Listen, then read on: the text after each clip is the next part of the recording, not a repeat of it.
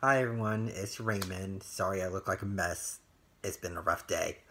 Anyways, as you saw in the first two videos, that was me as Lyle Thomas doing a special presentation on the vampire killer in the story, or Tobias. I just wanted to come out here and tell you why I chose to do the first option and create a vampire. I wrote a story called Aries Movement, and basically based on the Black Lives Matter narrative and how there isn't really a vampire story based on that or that whole situation. I wanted to bring it to light in a creative and horrifying way, but I decided right now to actually read the story to you. So, little three-part presentation, if you will. Now sit back, relax. You don't have to look at me the whole time, or enjoy a cup of cocoa since it's cold in Illinois, and let me read you a story of Aries Movement. West Africa, 400 years ago. In a small village populated by hunters and children, a story has ring through the ears of many children in the village. It is a story of a creature that targets children and sucks their blood. The creature can look like any person that the child can recognize. Their father, mother, or even a friend. All that the creature cares about is feeding its own sexual hunger by any means necessary. They can even take the form of any animal at will. They prefer the night when children are asleep and wait to strike them. Elders say that this creature is known as the Obeifo and only targets misbehaved children. One child didn't care about this fairy tale, only cared about mischief. His name's not important. One night, this child went outside the village to gather some food for himself. There were woods that lay right outside the village so that the youngster thought he could kill a boar or small animal in order to feed for the next few days. As he went deeper into the woods, he heard the growl of an animal that seemed close to him. The boy started to worry and started to jog away from the growling. But the growling seemed to get louder and louder as everywhere in the forest. The boy was running away as the growl was getting louder and louder until he was face to face with a huge, gray wolf. Before the boy could say a word, the wolf pounced. The next morning, a crowd has gathered around the entrance of the village to see a body. The body was that of the boy who was now devoid of all color and had 2 bite marks on his neck. His mouth was agape and had a shocked fear look on his face, and his weapon in his left hand. The mother of the child was over the body, screaming only one word over and over. Obeifo. In the back of the crowd, while the mother was crying, a young man was watching what was going on, leaning on the tree in the shade. He was just smiling at what was going on, and with his piercing blood-red eyes, looked on, knowing that he had conquered his victim. Champaign, Illinois, 2019.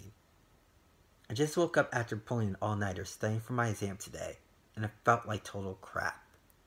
I did not want to take this exam at all and just wanted to sleep in, but I was graduating next semester and nothing was going on to stop me from doing that.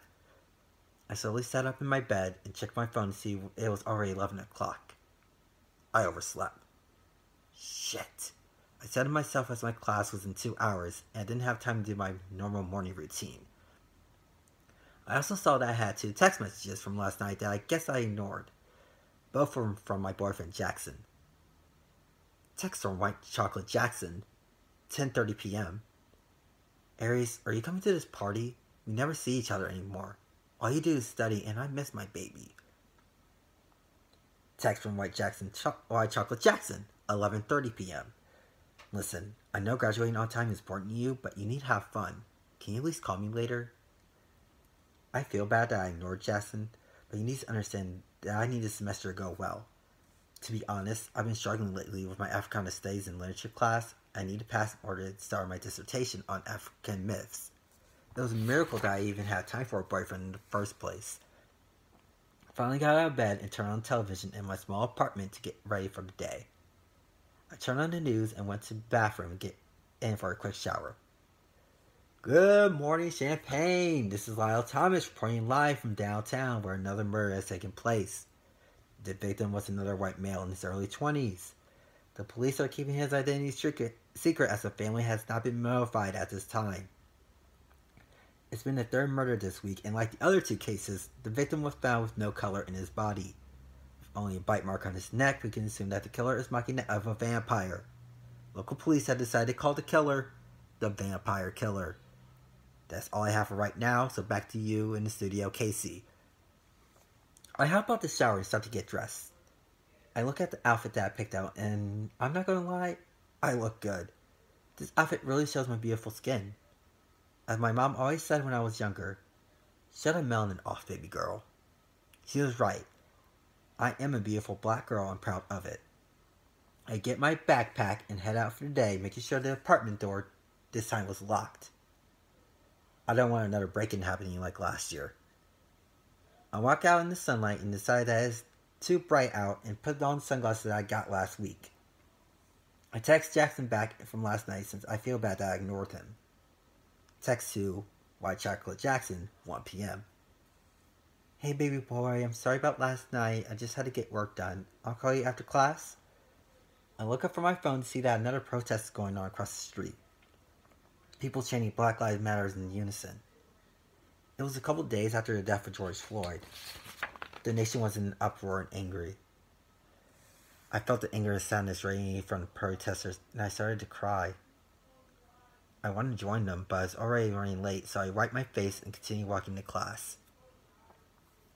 While Aries was walking to class, a figure was staring in a dark alley across the street.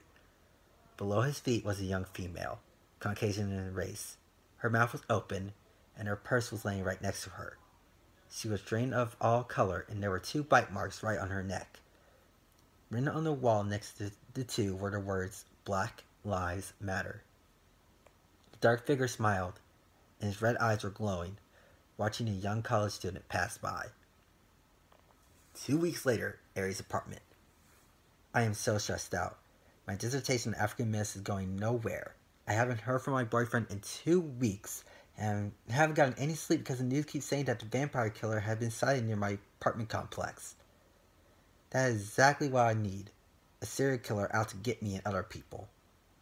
At least they say he only targets white people that were seen to be racist. Fox News conservatives are using this as a way to villainize the Black Lives Matter movement and label protesters as violent thugs. They couldn't be more wrong in their lives.